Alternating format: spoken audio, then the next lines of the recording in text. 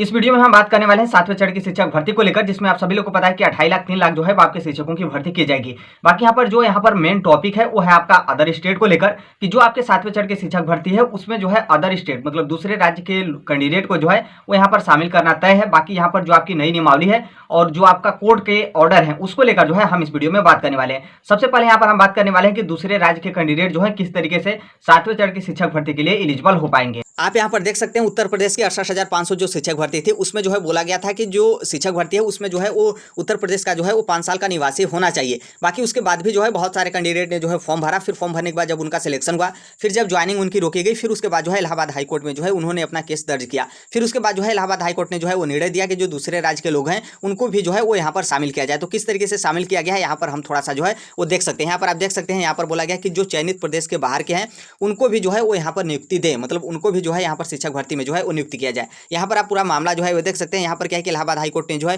अहम आदेश में जो है 68,500 सहायक अध्यापक भर्ती में पिछले 5 साल से जो है वो प्रदेश का निवासी होने की जो है अनिवार्यता 18 अगस्त 2018 को जो है वो शासनादेश के उपखंड 2 की जो है वो असंवैधानिक घोषित कर दिया। कोर्ट ने जो है वो दूसरे राज्यों के चयनित निवासियों की जो है वो नियुक्ति के लिए काउंसलिंग कराने का जो है वो निर्देश जो है वो दिया है। अब यहाँ पर देखिए क्या है कि 2018 में क्या होता है कि 68,500 शिक्षक भर्ती उत्तर प्रदेश में आती है। उत्तर प्रदेश में जब शिक्षक भर्ती आती है तो इसमें बोला जाता है कि आपके पास जो है वो 5 साल का उत्तर प्रदेश का जो है वो निवासी होना चाहिए। मतलब आप 5 साल जो है उत्तर प्रदेश में आपका निवास प्रमाण पत्र है, तभी जो आपके 68,500 शिक्षक भर्ती है उसमें आप शामिल हो पाएंगे। इसके बाद क्या हुआ कि बहुत सारे कैंडिडेट दूसरे राज्य के जो है वो फॉर्म भरे, फॉर्म भरने के बाद एग्जाम दिए, एग्जाम देने के बाद वो एग्जाम क्वालिफाई हुए। फिर एग्जाम क्वालिफाई होने के बाद जब उनकी काउंसलिंग की थी तो काउंसलिंग उनका रोक दिया गया। बोला गया कि आप जो है वो निवास प्रमाण पत्र जो है उत्तर प्रदेश का दिखाइए। फिर उनके पास निवास प्रमाण पत्र नहीं था, फिर उन्होंने क्या किया कि इलाहाबाद हाईकोर्ट में जो है वो केस दायर किया और फिर इलाहाबाद हाईकोर्ट में केस दायर किया गया। तो यहाँ पर जो 5 साल का नियमावली बोला गया था कि आप 5 साल का निवास दिखाइए तभी आप शिक्षक भर्ती में शामिल होंगे,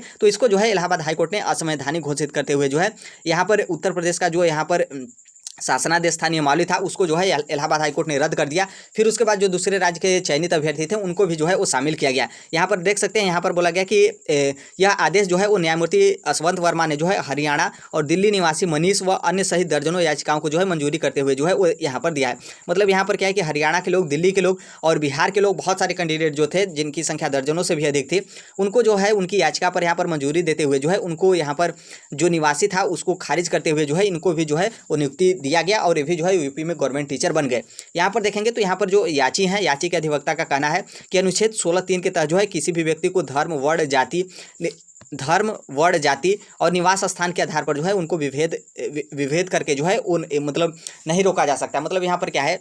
कि 16(3) में, यहाँ पर 16(2) और 16(3) में जो है बोला गया है कि किसी भी व्यक्ति को जो है धर्म हो या फिर मूल वंश हो या फिर जाति हो या फिर लिंग हो या फिर जो है वो जन्म स्थान हो, निवास हो, इसके आधार पर जो है वो आप किसी भी व्यक्ति को जो है वो मतलब पात्र अपात्र जो है घोषित नहीं कर सकते हैं और आपको जो है उनको पात्र ही करना है। आप जो है इनमें जो है वो आप डिफरेंट या फिर विभेद जो है वो नहीं कर सकते हैं। और यहाँ पर बोला गया है 16(3) के जो है 16(3) के तहत जो है वो यह आदेश जो है वो मतलब इसके संबंध में कोई भी कानून बनाना जो है इसका अधिकार संसद के पास है और राज्य सरकार जो है ऐसा नियम बनाने का जो है वो क्षेत्राधिकार नहीं है जिससे जो है वो निवास के आधार पर जो है वो नियुक्ति में भेद किया जा सके। फिर यहाँ पर बताया गया है कि कहा गया है कि सेवा नियमावली 1981 में जो है सभी नागरिकों जो है वो नौकरी का अवसर देने का जो है वो जिक्र है। साथ ही इलाहाबाद हाईकोर्ट ने जो है यहाँ पर क्या किया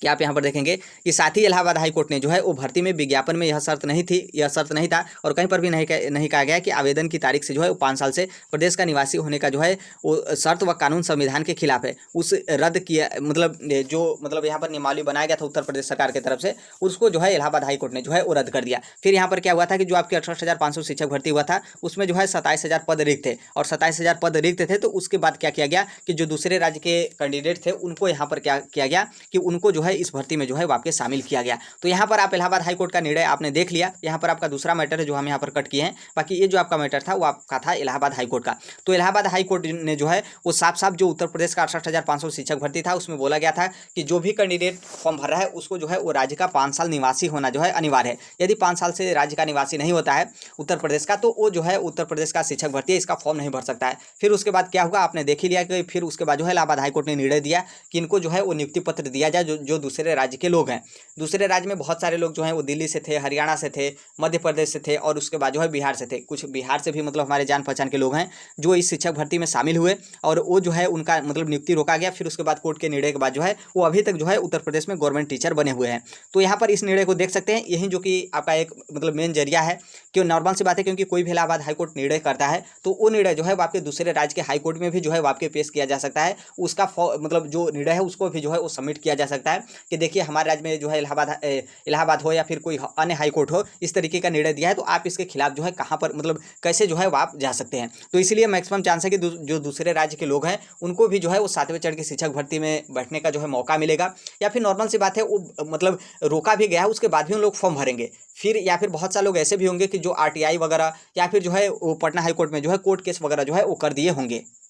आपने इलाहाबाद हाई कोर्ट का जो है 68,500 शिक्षक भर्ती का जो है आपने निर्णय देखा कि आर्टिकल 16(2) के तहत जो है वो आप किसी भी व्यक्ति को जो है उनका धर्म हो या फिर उनका मूल वंश हो या फिर जाति हो या फिर लिंग हो या फिर जो है वो जन्म स्थान हो या फिर जो है उनका निवास हो, इसको लेकर जो है वो आप किसी भी कैंडिडेट को जो है वो जो भर्ती है उसमें जो है आप अपात्र जो है घोषित नहीं कर सकते। इसलिए जो है इनको भी एलिजिबल करिए और ऐसा जो है वो आर्टिकल 16(3) के तहत जो है वो ऐसा इसको लेकर जो है कोई भी कानून या फिर जो कुछ भी रूल वगैरह हो वो बनाने का अधिकार जो है वो सिर्फ और सिर्फ संसद के पास है। तो इसलिए आपके पास मौका मिलता है कि जो आपका बिहार का 7वें चरण का शिक्षक भर्ती है अदर स्टेट के कैंडिडेट भी जो है वो भरेंगे या फिर जो है वो कोर्ट वगैरह जो आपका पटना हाई कोर्ट है उसमें जो है आपको कुछ दिन के बाद जो है कोई कोर्ट केस वगैरह जो है आपको देखने को मिलेगा। यहाँ पर ये तो आपका मैटर हो गया। दूसरा मैटर यहाँ पर है आपके 6ठे चरण की शिक्षक भर्ती को लेकर। देखिए बिहार में जो आपका 6वां चरण का जो है वो शिक्षक भर्ती हुआ था उसमें जो है दूसरे राज्य के कैंडिडेट को भी जो है वो एलिजिबल किया गया था। और आप सभी लोग को पता है कि ये आपका 7वें चरण का शिक्षक भर्ती हो गया जो भर्ती होगा। इसमें नई नियमावली में जो है वो साफ साफ बोला गया है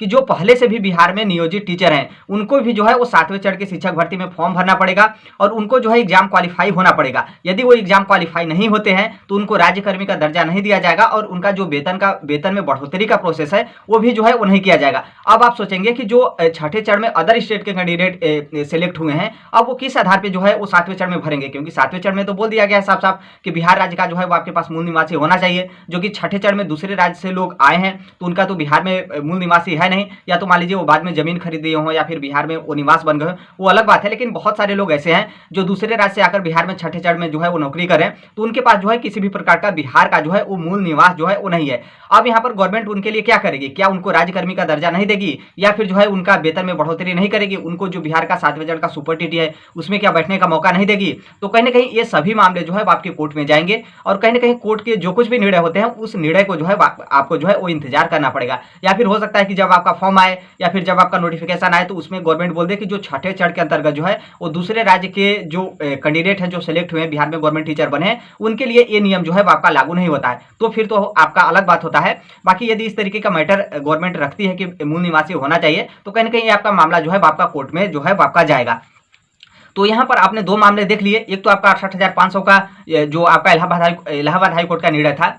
नॉर्मल सी बात है किसी भी हाई कोर्ट का निर्णय होता है तो उस जो हाई कोर्ट का निर्णय होता है मान लीजिए किसी और स्टेट में कुछ मामला होता है तो उस हाई कोर्ट में जो है वो आपका पेश किया जाता है। तो नॉर्मल सी बात है जो आपका 68,500 का इलाहाबाद हाई कोर्ट का निर्णय था आप यहाँ पर एक वीडियो भी जो है वो देख सकते हैं, करियर बीट के नाम से है, जो कि इसी के संबंध में जो है जो आपका कोर्ट केस बताया गया है इसी के बारे में जो है वो आपका इस वीडियो में बात किया गया है। तो इस वीडियो को जाकर जो है आप देख सकते हैं, आप सर्च करेंगे ऐसा तो आपको जो है वीडियो जो है आपको मिल जाएगा। तो आई होप जो दूसरे राज्य के कैंडिडेट हैं वो आप यहाँ पर जो है वो समझ सकते हैं। थोड़ा सा आपके लिए थोड़ा सा रिस्क लेना पड़ेगा, नॉर्मल सी बात है आप फॉर्म भरेंगे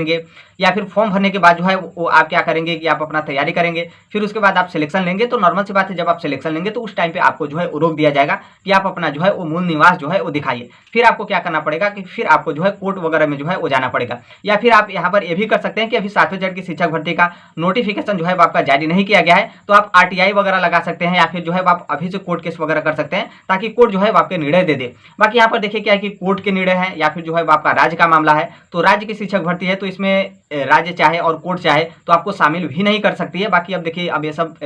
अब आप कोर्ट में जाएंगे या फिर जो कुछ भी आप करेंगे उसके बाद ही जो है आपका कंफर्म होगा। यहाँ पर मेरा मकसद ये था कि हमने आपको दिखा दिया कि जो 68,500 शिक्षक भर्ती हुआ था उसमें क्या किए थे कि दूसरे राज्य के कैंडिडेट जो है वो किस तरीके से एलिजिबल हुए थे। उनको पहले तो फॉर्म भरने से वंचित किया गया था क्योंकि 5 साल का राज्य का निवासी मांगा गया था। उसके बावजूद भी उन लोग क्या किए कि उन लोग फॉर्म भरे, फिर फॉर्म भरने के बाद जो है उनका सिलेक्शन हुआ, फिर जब ज्वाइनिंग हुआ तो ज्वाइनिंग से उनको रोक दिया गया, फिर उसके बाद जो है उन्होंने कोर्ट वो जो है कोर्ट में गए, फिर कोर्ट जो है वो डिसीजन दिया, फिर उसके बाद जो है वो यूपी में दूसरे राज्य के कैंडिडेट जो है आकर नौकरी जो है वो करें, जो कि अभी तक नौकरी करते हैं। मेरे भी कुछ ऐसे मतलब जान पहचान के लोग हैं जो बिहार के निवासी हैं, लेकिन इसी जो आपके कोर्ट के ऑर्डर हुआ था, तो इसी कोर्ट के ऑर्डर के अधीन जो है वो लोग अभी भी यूपी में जो है वो नौकरी कर रहे हैं। तो यही है, आई होप आप समझ गए होंगे कि यहाँ पर जो है वो आपके क्या मामले हैं। बाकी जो कुछ भी होगा वो आपका आने वाले समय के बाद ही आपका कंफर्म होगा, क्योंकि अभी कहीं ना कहीं नोटिफिकेशन आने में जो है वो आपका समय लगेगा, और फिर कहीं ना कहीं बहुत सारे लोग ऐसे होंगे जो अपना आरटीआई वगैरह लगाए होंगे, या फिर जो है कोर्ट केस वगैरह जो है वो अपना मतलब कोर्ट केस वगैरह जो है वो अपना किए होंगे।